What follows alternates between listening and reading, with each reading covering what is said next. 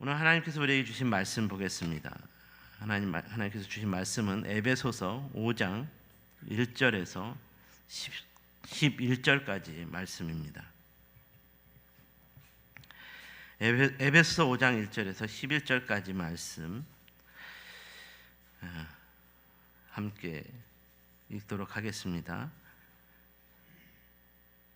에베소서 5장 1절에서 11절 함께 읽습니다.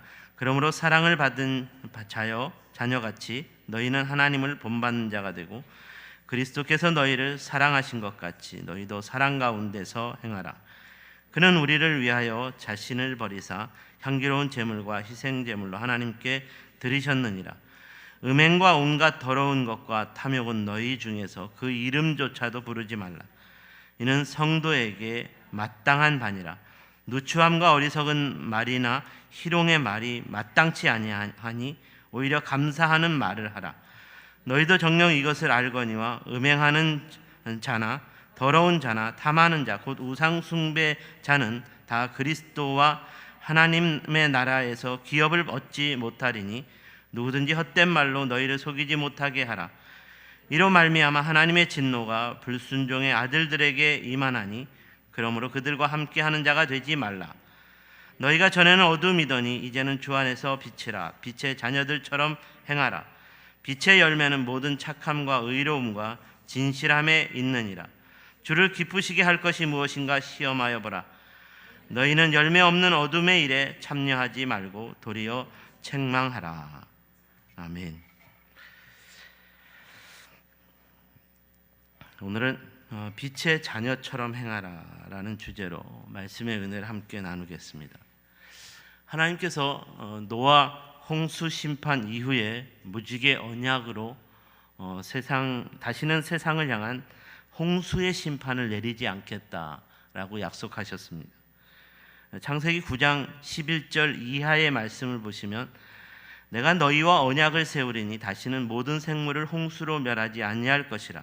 땅을 멸할 홍수가 다시 있지 아니하리라. 하나님이 이르시되 내가 나와 너희와 함께하는 모든 생물 사이에 대대로 영원히 세우는 언약의 증거는 이것이니라. 내가 내 무지개를 구름 속에 두었나니 이것이 나와 세상 사이에 언약의 증거니라. 이 말씀을 통해서 우리가 분명히 알 수 있는 것은 하나님께서 무지개를 보여주신 것은 하나님과 인간 사이에 다시는 홍수의 심판을 내리지 않겠다는 약속의 증표였다는 것입니다. 노아의 홍수 심판이 왜 일어났습니까? 이 땅에 사는 사람들의 죄악이 관영했기 때문이었습니다. 창세기 6장 5절을 보시면 여호와께서 사람의 죄악이 세상에 가득함과 그의 마음으로 생각하는 모든 계획이 항상 악할 뿐임을 보시고 사람들이 서로 미워하고 시기하고 질투하며 분쟁하고 싸우며 심지어 살인하는 죄악에 빠졌고 우상 숭배와 음란한 마음에 사로잡혀 방탕하고 방종한 삶을 살았습니다. 그러므로 오늘날처럼 남자와 남자, 여자와 여자가 서로 상관하는 동성애의 죄악이 이때도 만연해 있었다는 말입니다. 이렇게 어둠에 속한 죄악이 관영한 세상이었기 때문에 하나님께서 노아에게 방주를 만들게 하셨고 그 방주를 만들게 하셨고 온 세상을 향한 홍수의 심판을 예언하셨고 집행하셨습니다. 노아의 홍수 심판은 노아와 그의 가족 그리고 짐승들만이 구원받는 참혹하고 불행한 심판이었습니다. 그러므로 노아의 홍수 심판이 내려진 이후에 보여주신 무지개 언약은 다시는 인간의 역사에서 홍수 심판과 같은 불행한 일이 반복되지 않기를 바라는 하나님의 마음이었고 하나님의 약속이었습니다. 그런데 오늘날에는 하나님께서 보여주신 무지개를 이상하게 해석하고 있습니다. 무지개는 빨주노초 파남보라는 색깔을 지니고 있습니다. 이렇게 눈에 보이는 색깔의 다양성으로 인해 다양성의 진리를 인정해야 한다라고 주장합니다. 다양성의 가치를 인정해 주어야 한다라고 말합니다. 마치 노아의 홍수 심판이 다양성이 없어 차별하는 세상에 대한 심판이었다라는 식입니다. 절대 진리와 가치가 아닌 상대 진리와 가치를 추구하며 공존해야 한다고 주장합니다. 그래서 무지개는 오늘날 동성애자를 옹호하는 자들의 동성애를 옹호하는 것의 상징이 되었습니다. 사랑하는 여러분, 무지개 언약은 이 땅을 살아가는 모든 인간이 오직 절대적 구원자이신 하나님과 동행하는 삶을 살지 않는다면 반드시 망할 수밖에 없다는 절대적 진리와 가치를 도전하는 것임을 우리는 잊지 말아야 할 것입니다. 이 땅을 살아가는 삶에는 진리와 비진리의 삶만이 있을 뿐입니다. 빛과 어둠이 있다는 것이고, 이로 인하여 오직 빛과 어둠에 속한 자녀들의 삶으로 구별될 수 있어야 한다는 말입니다. 여기서 회색지대는 없습니다. 중간지대는 없습니다. 빛이 아니면 어둠이고 어둠이 아니면 빛일 뿐입니다. 무지개처럼 다양성을 인정해야 한다는 것은 상대적 진리와 가치를 추구하는 하나님을 알지 못하는 비진리에 속한 인간들의 자의적인 해석일 뿐입니다. 참으로 안타까운 것은 오늘날 많은 사람들이 다양성을 인정하자는 회색지대를 만들자고 합니다. 오늘날 몇몇 교회들도 이런 다양성을 인정하는 중간지대를 용인해 주어야 한다라고 말하기도 합니다. 이는 더 이상 교회가 세상에서 절대적 진리와 가치를 추구하는 빛의 자녀로서의 삶을 포기하자는 것입니다. 오늘 본문에서 바울은 교회가 세상에서 빛의 자녀로서의 삶을 포기하면 결단코 안 된다고 말합니다. 이런 차원에서 본문 8절에서 너희가 전에는 어둠이더니 이제 너희는 그리스도 안에 있는 너희는 주 안에서 빛이라, 빛의 자녀들처럼 행하라 라고 도전하고 있습니다. 사랑하는 여러분, 빛 대신 예수 그리스도 안에서 구원받은 성도라면 빛 대신 예수님과 함께 살아가는 빛의 자녀들이어야 하는 줄로 믿습니다. 그러므로 이 땅에서 빛의 자녀들로 행해야 합니다. 바로 이런 차원에서 우리 세종샘교회가 2021년을 새롭게 시작하면서 세상에 빛을 발하는 교회가 되어야 한다는 비전을 선포했습니다. 6개월이 지난 오늘 성도인 우리의 삶을 다시 한번 점검해 볼 수 있어야 하겠습니다. 우리의 삶이 세상의 빛을 발하는 자로서 주님 앞에서 몇 점이나 받을 수 있을까요? 오늘은 영적 각성의 차원에서 빛의 자녀들처럼 행하라는 이 주제로 좀 더 구체적으로 빛의 자녀로서 우리가 어떻게 살아야 하는가에 대한 교훈을 묵상해 보고자 합니다. 그 첫 번째로 빛의 자녀라면 말을 구별할 줄 아는 삶이어야 합니다. 빛의 자녀처럼 행하는 삶은 구체적으로 어떻게 행하는 삶일까? 이에 대하여 본문 3절과 4절 말씀을 주목해 보아야 합니다. 음행과 온갖 더러운 것과 탐욕은 너희 중에 그 이름조차도 부르지 말라. 이는 성도에게 마땅한 바니라. 누추함과 어리석은 말이나 희롱의 말이 마땅치 아니하니 오히려 감사하는 말을 하라. 바울은 빛의 자녀처럼 행하는 삶을 위해 성도인 우리가 말을 잘 구별해야 할 것을 도전합니다. 그래서 말을 잘 구별하는 삶을 위해 두 가지 차원에서 이렇게 도전하고 있습니다. 첫 번째로는 음행과 더러운 것과 탐욕에 대한 이름조차 부르지 말라. 그리고 두 번째로는 누추함과 어리석은 말이나 희롱의 말이 아닌 감사하는 말을 하라고 말합니다. 우리가 사는 세상의 수준은 사람들이 어떤 말을 하느냐, 어떤 말을 주로 하느냐에 달려 있는 것 같습니다. 우리가 정치인들의 수준이 한심하다고 생각될 때에는 그들이 서로를 향해 말로써 모함하고 험담하고 싸우는 분쟁을 즐겨하기 때문입니다. 이처럼 우리가 항상 음행의 말을 좋아하는 사람이라면 그 삶은 음행으로 가득 차게 되는 법입니다. 이처럼 항상 더러운 말을 좋아하는 사람도 그 삶의 결국은 더러움으로 가득 차게 될 것입니다. 이처럼 항상 탐욕의 말을 좋아하는 사람도 그 삶의 결국은 탐욕으로 가득 차게 된다는 말입니다. 오늘 여러분은 어떤 말을 즐겨 사용하고 계십니까? 오늘날 그리스도인이라고 하는 사람들도 말을 잘 구별하지 못하고 있다는 생각이 듭니다. 그리스도인이라고 하는 사람들이 음행의 말을 듣고 즐거워합니다.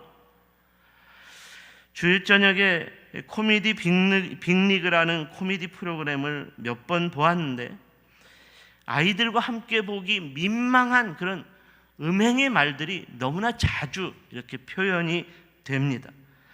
그걸 보고 다 좋다고 합니다. 요즘 세상 사람들은 음행의 말을 재미있게 말하는 사람을 굉장히 매력 있는 사람으로 생각합니다. 음행의 말을 좋아한다는 것은 그만큼 우리가 사는 세상의 정서와 문화가 음행으로 가득하다는 것을 증거하고 있는 것입니다. 이런 세상 속에서 그리스도인이라고 하는 사람들이 구별되지 않고 음행하는 말을 좋아하고 즐겨한다면, 함께 웃고 즐거워한다면 결국 그 삶도 음행하게 될 것입니다. 또한 오늘날 그리스도인이라고 하는 사람들이 더러운 말도 부끄럽지 않게 생각합니다. 여기서 더러운 말이라는 욕하는 말을 의미합니다. 지난주에 페이스북에서 후배 목사님이 초등학교에 다니는 아들 때문에 멘붕에 빠진 사연을 올렸습니다. 아들이 한 번도 욕을 하지 않는 목사의 가정에서 자라다가 이제 막 초등학교에 진학해서 학교에 가서 친구들이 욕하는 것을 듣고 혼란에 빠져 아빠에게 물었습니다. 아빠, 친구들이 전부 다 욕을 하는데 나만 욕을 안 해. 어떻게 해요? 어떻게 해야 합니까? 그래서 이 목사님이 아들의 문제에 대한 역설적인 질문을 패친들에게 던졌습니다. 우리 아들이 세상에 적응하는 욕을 잘하도록 연수라도 보내야 하는 것일까요? 사랑하는 여러분, 어떻게 해야 할까요? 우리 아이들이 더러운 욕을 해야만 강하고 우월한 자라는 이미지를 갖게 되는 세상 속에서 어떻게 해야 할까요? 욕을 해야지만, 욕을 하지 않으면 약한 자라는 인식을 갖는 이런 세상 속에서 어떻게 해야 할까요? 우리가 빛의 자녀라면 이에 대하여 분명히 대답해 줄 수 있어야 합니다. 더러운 말로써 강하고 우월한 자처럼 보이려는 것은 헛된 영광에 속한 것이요, 속이는 마귀가 주는 힘과 권세에 사로잡히는 삶이라는 것을 가르쳐 주어야 합니다. 그러므로 너는 그 이름조차 부르지 말아야 한다라고 가르칠 수 있어야 한다는 말입니다. 마지막으로 오늘날 세상 사람들은 탐욕의 말을 좋아합니다. 탐욕은 무엇이든지 다 자기의 것으로 삼으려는 욕심의 말입니다. 안타까운 것은 오늘날 많은 그리스도인들도 이러한 탐욕에 사로잡혀 자기가 가진 것을 자랑하기를 좋아한다는 것입니다. 탐욕의 말을 즐겨하는 것은 사단 마귀에 속한 삶이라는 것으로 인해 경계해야 하는데 그러지 못한다는 것입니다.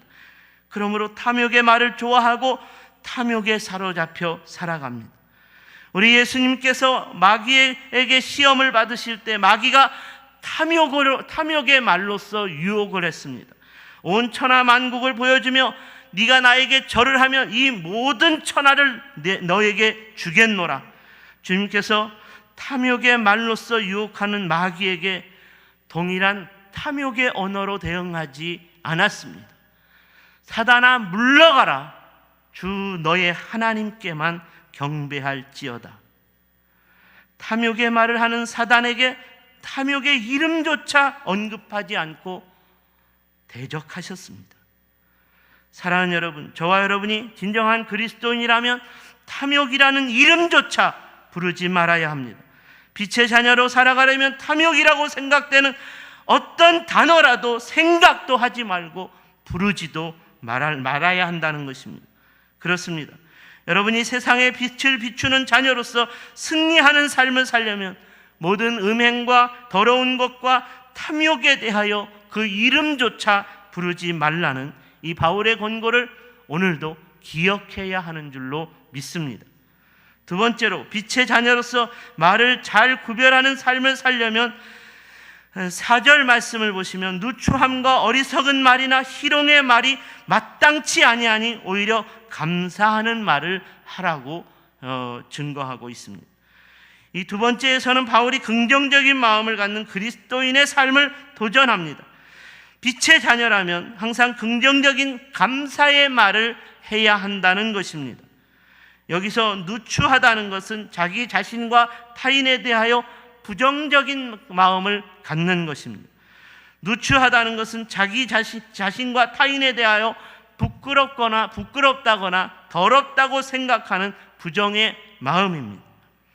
계속되는 어리석은 말이라는 것은 말 그대로 자신과 타인을 바보 같다고 생각하는 비관적인 말입니다. 이런 사람은 자부심도 없고 또 자신감도 없습니다.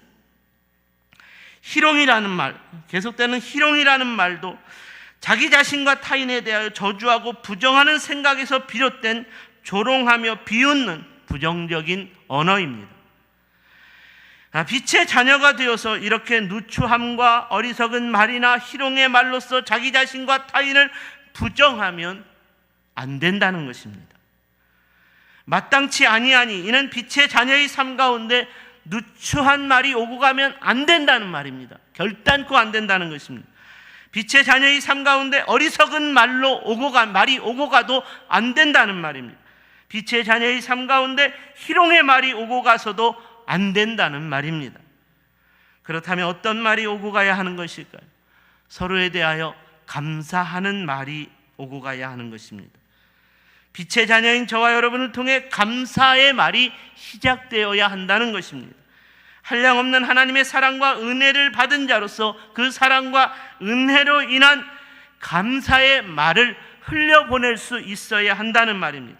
비록 상대가 저와 여러분을 원수처럼 여기고 우리를 부정하게 생각하고 우리를 싫어하고 미워한다 할지라도, 우리를 향해 악하고 추한 말을 한다 할지라도, 어리석은 말로써 희롱의 말로써 우리를 조롱한다 할지라도 저와 여러분이 빛의 자녀라면 이에 대응하는 우리의 말은 오직 감사하는 말로써 그리스도의 사랑을 흘려보내고 그리스도의 은혜를 나누고 그리스도의 믿음과 소망을 함께 나눌 수 있어야 한다는 말입니다.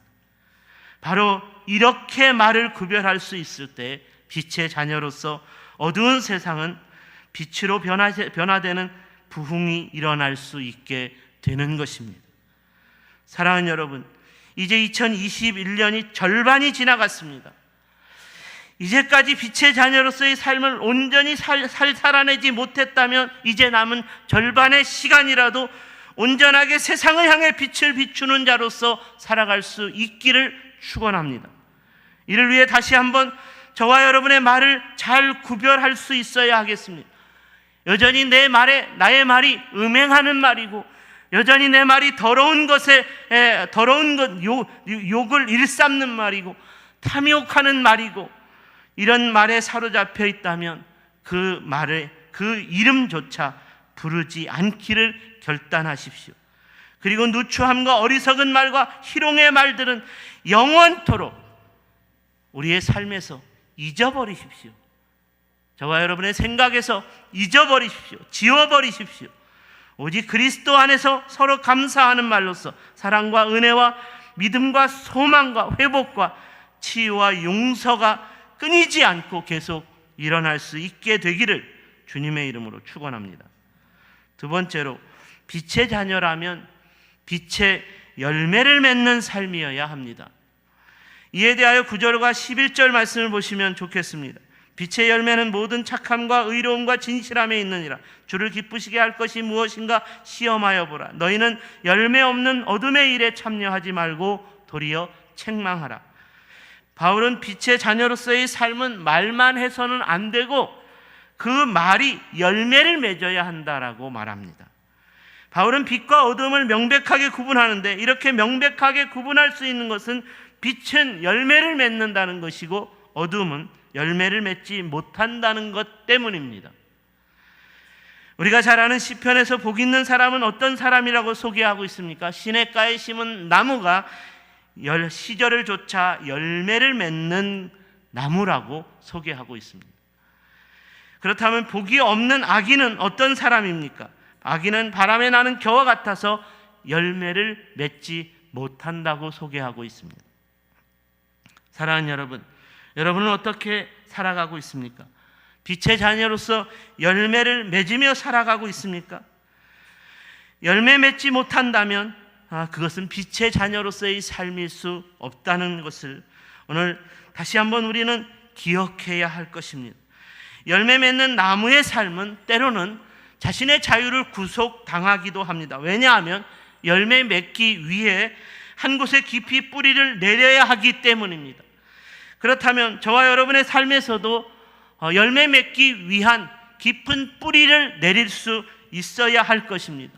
이를 위한 우리의 자유를 구속하는 영적인 훈련이 필요하다는 말입니다.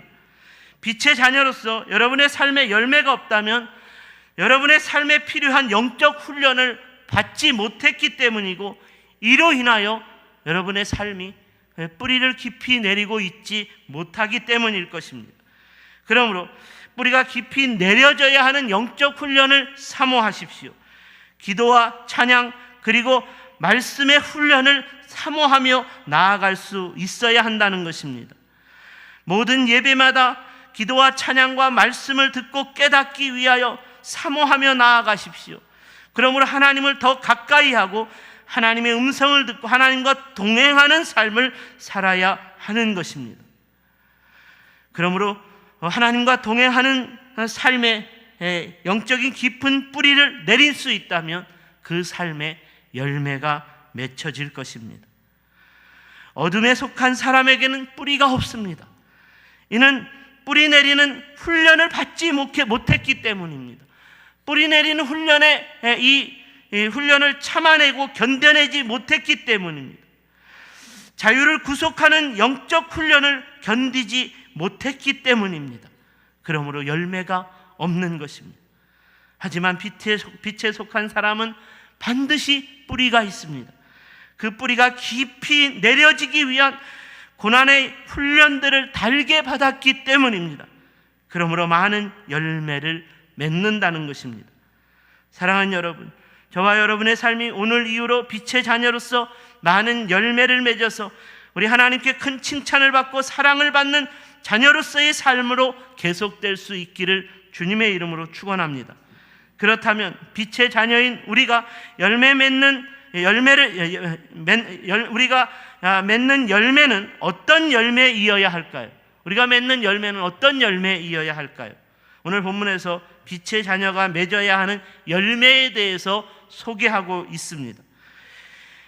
빛의 열매는 모든 착함과 의로움과 진실함에 있다라고 소개하고 있습니다. 먼저 우리가 맺어야 하는 열매, 빛의 자녀로서의 열매는 모든 착함이라고 증거합니다. 여기서 모든이라는 표현을 보시면 영어로 all 혹은 every라는 단어가 사용됩니다. 그리고 착함이 열매라는 것을 또한 생각해 보아야 합니다. 여기서 착함은 헬라어로 아가도시네인데 이는 온유하고 도덕적인 성품을 표현하는 단어입니다. 온유하고 도덕적인 성품을 표현하는 단어입니다. 이 영어 단어인 all은 어떤 것이든지 모든이라는 의미를 가지고 있고, every라는 이 단어는 온갖 종류의 것들을 다 포함한다는 의미를 가지고 있습니다. 그래서 모든 착함이라는 말의 의미는 어떤 것이든지 모든 착함이어야 한다, 혹은 온갖 종류의 착함을 다 가지고 있어야 한다라는 말이 됩니다. 쉽게 말하자면 빛의 자녀라면 모든 문제와 모든 상황에서 온유하고 도덕적인 성품을 보여주는 사람이어야 한다는 말입니다. 때에 따라 상황에 따라 다른 성품을 보여주는 것이 아니라 모든 때와 모든 상황에 따라 일관된 온유함과 일관된 도덕적인 성품을 지켜낼 수 있어야 한다는 말입니다. 솔직하게 제가 이 모든 착함에 대해서 성경을 분석하고 또 연구하면서 이 부분에서 과연 나는 모든 착함의 열매를 맺는 삶을 살아가고 있는가? 저 스스로에게 물어봤을 때 저 또한 자신이 없었습니다. 목사인 저도 솔직하게 이 모든 착함의 열매를 맺어야 한다는 도전 앞에서 부끄럽기 짝이 없었습니다. 저 또한 모든 착함으로 살지 못하고 있기 때문입니다. 그러므로 오늘 바울이 전하는 말씀에서 모든 착함으로 열매 맺는 삶을 살지 못했음을 우리는 회개해야 합니다. 그럼에도 불구하고 오늘 바울이 전하는 말씀 앞에서 다시 한번 저와 여러분에게 도전하고 있습니다. 빛의 자녀로서의 열매는 모든 착함의 열매이어야 합니다. 또한 계속되는 말씀에서 의로움의 열매도 있어야 한다고 말합니다. 여기서 의로움은 헬라어로 디카이오시네인데 이는 그리스도 안에서 거듭난 사람이 된 자로서의 의로운 삶을 의미하는 것입니다. 그러니까 여기서 의로움은 더 이상 죄를 범하지 않는 거룩한 의인의 삶이라는 말입니다. 그러므로 빛의 자녀로 살아가는 삶에서 의로움의 열매를 지켜내지 못하는 것은 그리스도 안에서 새로운 피조물이 된 구원의 의를 바로 깨닫고 믿지 못하였기 때문일 것입니다. 진정으로 그리스도 안에서 구원받은 의를 깨닫고 믿은 자라면 그리스도 안에서의 의로운 삶을 일평생 지켜낼 수 있는 신실한 삶을 살아가게 된다는 것입니다. 어떻습니까? 오늘 여러분은 그리스도 안에서 의로운 자로 부끄럽지 않는 삶을 살아가고 있습니까?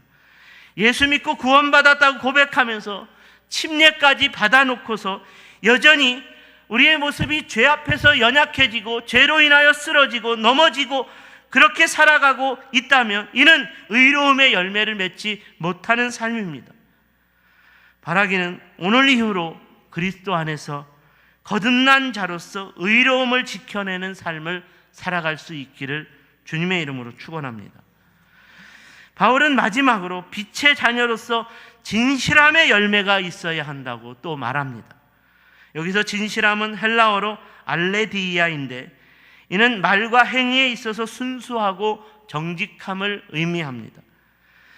그러니까 빛의 자녀로서의 삶은 말과 행위에 있어서 언제나 순수하고 정직함으로 사람들에게 인정을 받을 수 있어야 한다는 것입니다. 저 사람은 정말 순수하고 정직한 사람이다. 예수 믿는 저와 여러분의 말과 행위는 순수하고 정직하다. 이런 인정을 받을 수 있어야 한다는 것입니다. 이런 인정을 받지 못한다면 빛의 자녀로서의 열매 맺는 삶을 살지 못하고 있는 것입니다. 초대교회 성도들은 한결같이 이 진실함의 열매를 맺는 사람들이었습니다. 예수님을 믿는 저 사람들은, 그리스도인들은 정말로 순수하고 정직한 사람들이다. 이런 인정을 받았기 때문에 그리스도의 복음을 믿지 않는 사람들에게 그리스도의 복음이 전파될 때 힘이 있었고 능력이 있었습니다. 오늘날에는 그리스도의 복음이 전파될 때 힘이 없고 능력이 없습니다. 오늘날 세상 사람들이 그리스도의 복음을 들을 때 그리스도의 복음의 힘을, 그리스도의 복음의 능력을 전혀 느끼지 못합니다. 왜 이렇게 된 것일까요? 세상이 각박해졌기 때문일까요? 세상이 각박했던 것은 과거 로마 시대가 더 각박했습니다. 로마의 시대의 왕과 신하들은 하나님을 믿는 자들을 정면으로 핍박했고 잡아다가 죽였습니다. 오늘날 우리는 이런 핍박과 죽음을 당하지는 않습니다. 그러므로 세상이 각박해졌기 때문이라고 핑계할 수 없다는 것입니다. 그리스도의 복음이 힘을 잃고 능력이 없는 것은 그리스도인으로 살아가는 우리가 세상에 대하여 우리의 진실함을 보여주지 못했기 때문입니다. 진실함의 열매를 보여주지 못했기 때문입니다. 세상 사람들이 인정할 수밖에 없는 진실함을 보여주지 못하고 있다는 말입니다. 사랑하는 여러분, 예수 믿는 여러분의 믿지 않는 친구들이 너는 정말로 내가 네 말이라면 믿겠다. 내가 네 말이라면 너의 순수함과 정직한 너의 그 말을 나는 믿겠다. 이렇게 인정하고 있습니까? 예수 믿는 여러분의 직장 동료들이 당신의 말은 정말로 순수하고 정직하다고 인정하고 있습니까? 이렇게 인정을 받았는데도 여러분이 전하는 그리스도의 복음에 힘이 없고 능력이 없다면 그 그리스도의 복음은 거짓입니다. 그리스도의 복음이 결단코 거짓이 될 수 없는 것은 저와 여러분의 진실함의 열매로서 그리스도의 복음이 강력하게 전파되고 그리스도의 복음의 능력이 힘있게 나타나게 될 것이기 때문입니다. 그러므로 다시 한번 빛의 자녀로서 우리의 진실함을 보여주어야 합니다. 이 땅의 모든 빛의 자녀들이 다시 한번 순수하고 정직한 삶을 보여주는 진실함의 열매를 맺을 수 있다면 죄와 어둠에 속한 사람들이 그리스도께로 돌아오게 되는 교회 부흥의 역사는 또다시 일어나게 될 줄로 믿습니다. 바라기는 2021년 남은 후반기의 삶은 빛의 자녀로서 모든 착함과 의로움과 진실함의 열매를 맺음으로써 어두운 세상의 빛을 비추는 거룩한 부흥이 일어날 수 있게 되기를 주님의 이름으로 축원합니다. 기도하겠습니다.